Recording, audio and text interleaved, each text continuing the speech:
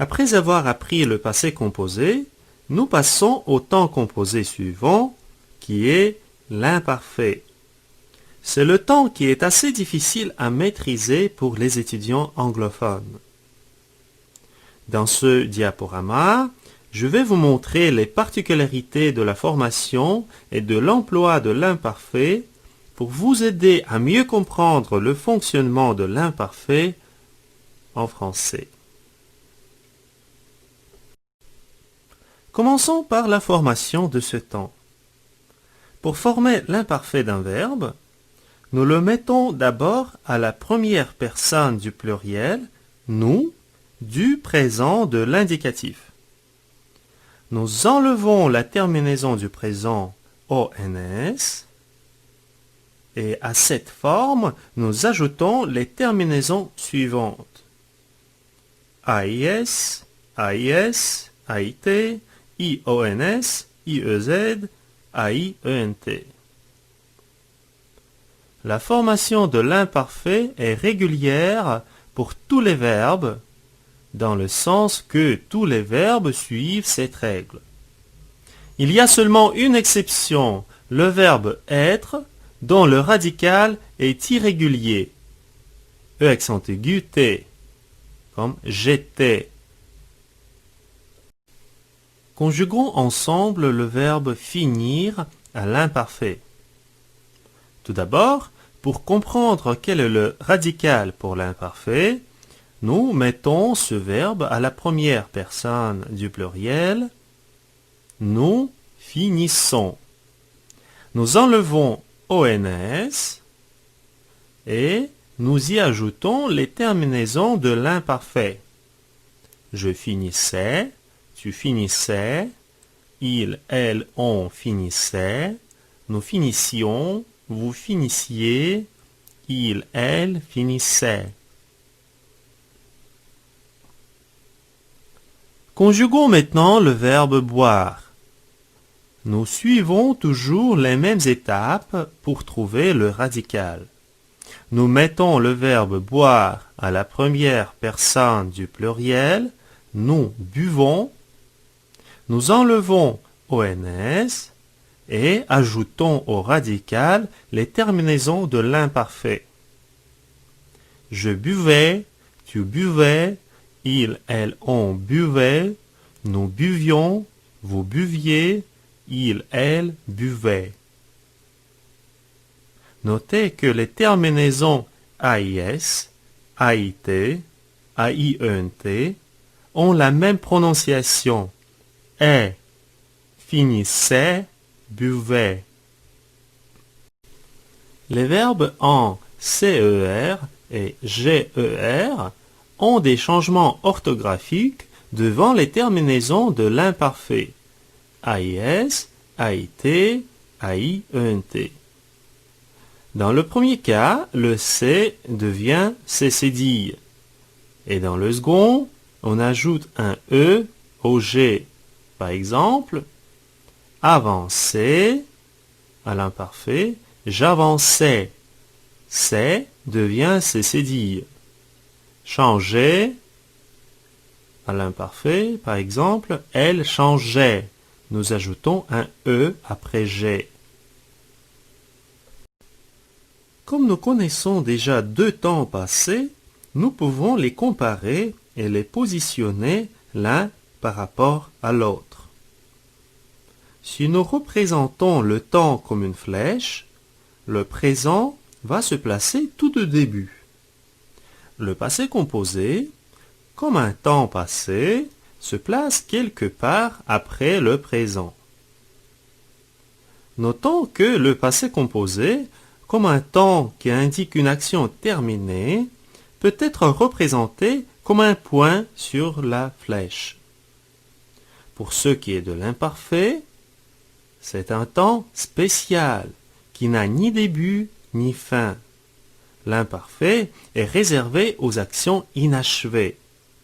Donc, nous allons le mettre sur notre flèche du temps comme une autre flèche, ce qui signifie qu'il n'y a ni début ni fin pour cette action. Le plus souvent, nous allons utiliser l'imparfait pour une action non achevée, à un moment indéterminé du passé et pour une action habituelle. Par exemple, elle aimait les fleurs. Nous ne savons pas depuis combien de temps elle les aime. C'est une action indéterminée. Encore un exemple. Tous les jours, il jouait au football. Dans cet exemple, il s'agit d'une action habituelle qui se répète. Et finalement, le mardi, nous allions au cinéma. Encore un exemple d'une action répétée habituelle, parce que le mardi indique ici chaque mardi de la semaine. Donc, il s'agit d'une action habituelle. Très souvent, pour souligner cet aspect non achevé d'une action, nous allons utiliser les marqueurs de temps comme par exemple d'habitude, rarement, d'ordinaire, chaque jour, tous les jours, le mardi, avec un article défini qui signifie chaque mardi de la semaine. Nous allons toujours utiliser l'imparfait pour une description dans le passé. Par exemple, le paysage était sublime. La neige brillait dans les rayons du soleil. L'eau était calme et douce. Tout dormait sous la neige.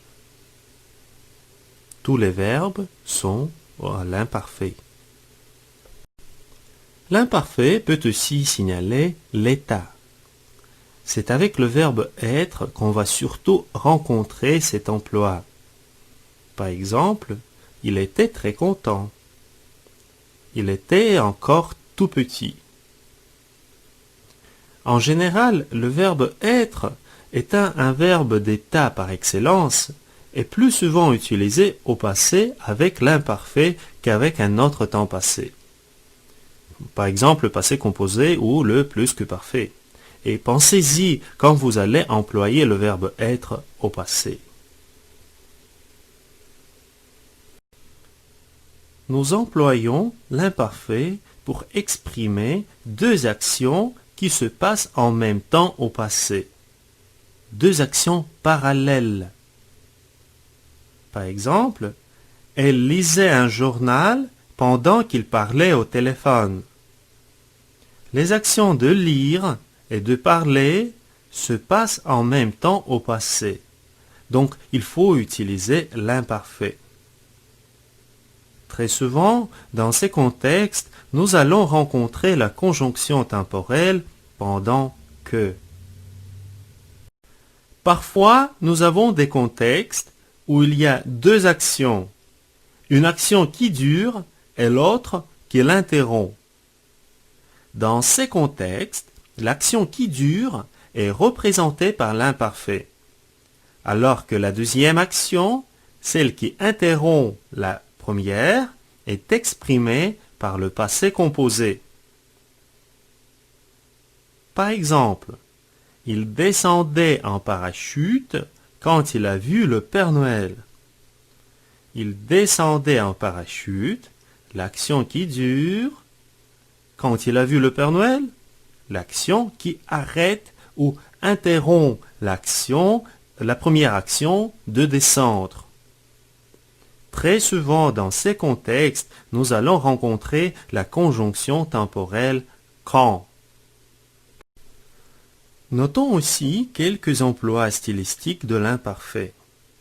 Il s'agit de l'emploi stylistique parce que ce n'est pas nécessairement le temps passé qui est exprimé par cet emploi. Nous employons aussi l'imparfait après si, notamment dans une phrase au conditionnel présent. Si j'étais libre, j'irais voir mes amis. Ou après si pour exprimer un souhait ou un désir. Si seulement j'étais en vacances. Ou bien, encore un exemple, si tu travaillais un peu plus.